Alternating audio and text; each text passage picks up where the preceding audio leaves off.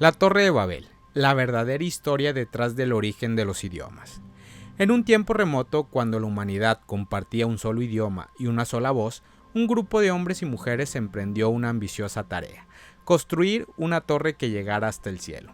Esta es la historia de la Torre de Babel, no solo como la conocemos, sino explorada desde sus raíces más profundas, revelando lecciones de unidad y diversidad que resuenan hasta hoy.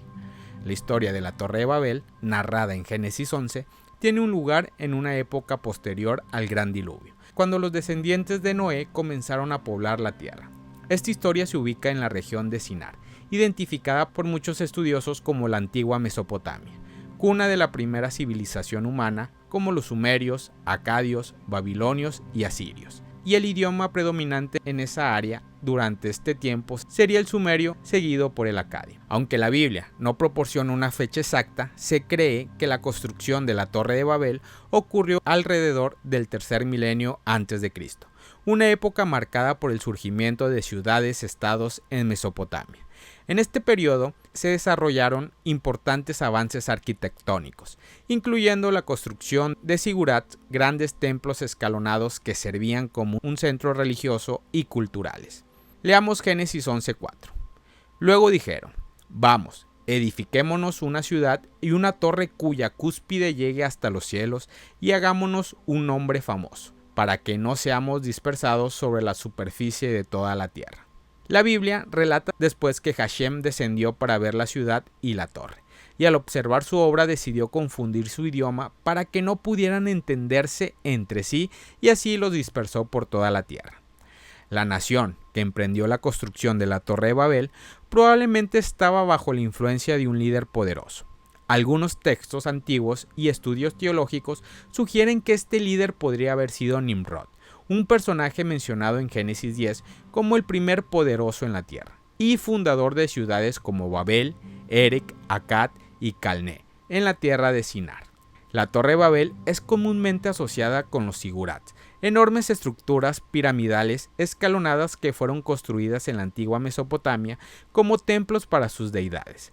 El más famoso de estos zigurats es el Etemenanki, dedicado al dios Marduk, en la ciudad de Babilonia, que algunos han identificado como la inspiración para la Torre de Babel. Según las descripciones antiguas, Etemenanki tenía una altura de unos 91 metros y una base de 91 metros por 91 metros, una estructura impresionante para su época. Marduk era el dios patrono de Babilonia y con el tiempo llegó a ser considerado el rey de los dioses en el panteón mesopotámico. Su ascenso a la supremacía se cuenta en el poema épico de Numa Elish, donde Marduk derrota a la diosa del caos, Tiamat, y crea el mundo a partir de su cuerpo. También establece el orden y designa a los otros dioses a sus respectivas funciones.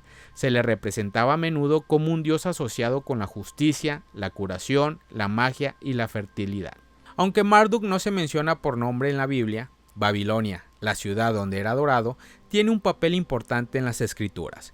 Babilonia es representada como un símbolo de poder opresivo y corrupción, especialmente en los libros proféticos y en el Apocalipsis. En el contexto bíblico, la mención de deidades paganas como Marduk no es común, ya que los textos se centran en la fe de Yahweh y rechazan el culto a otros dioses. Sin embargo, algunas interpretaciones sugieren que el dios babilónico Bel, mencionado en Isaías 46:1 y Jeremías 52, podrían referirse a Marduk, ya que Bel significa Señor y era un título que se le atribuía a Marduk en Babilonia. El relato continúa con la intervención divina. Vamos, bajemos y confundamos allí su lengua, para que ninguno entienda el lenguaje del otro.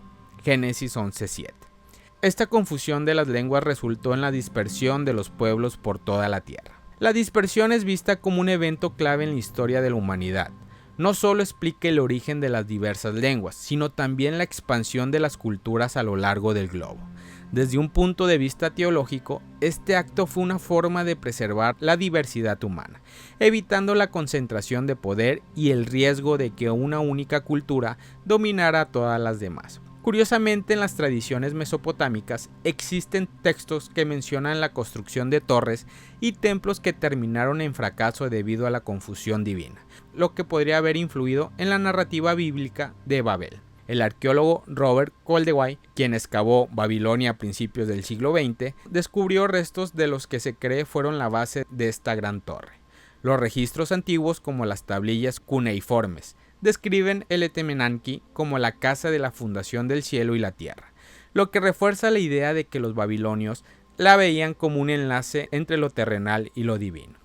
Aunque no se ha encontrado una torre de Babel con ese nombre específico, los restos arqueológicos del Sigurat de Temenanki y otros Sigurat en Mesopotamia sugieren que esta estructura de este tipo fueron comunes y estaban profundamente ligadas a la religión y a la cosmología de la época. La Torre de Babel ha sido interpretada de múltiples maneras a lo largo de los siglos.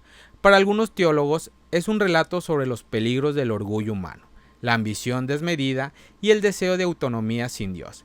Pero en un sentido más profundo, la historia nos habla de la importancia de la unidad y cómo, cuando ésta se pervierte hacia fines egoístas, la diversidad se convierte en un medio para restablecer el equilibrio.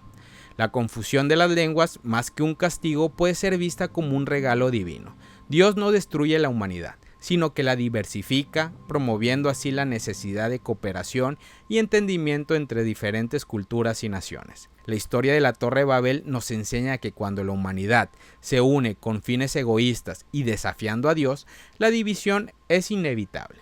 Sin embargo, en esa diversidad impuesta encontramos una lección profunda. La verdadera unidad no se basa en la grandeza humana, sino en la humildad ante Dios. Solo reconociendo a Dios como el único y el verdadero creador, podemos encontrar la verdadera armonía, superando nuestras diferencias y construyendo juntos un mundo más justo y lleno de propósito divino. Shalom.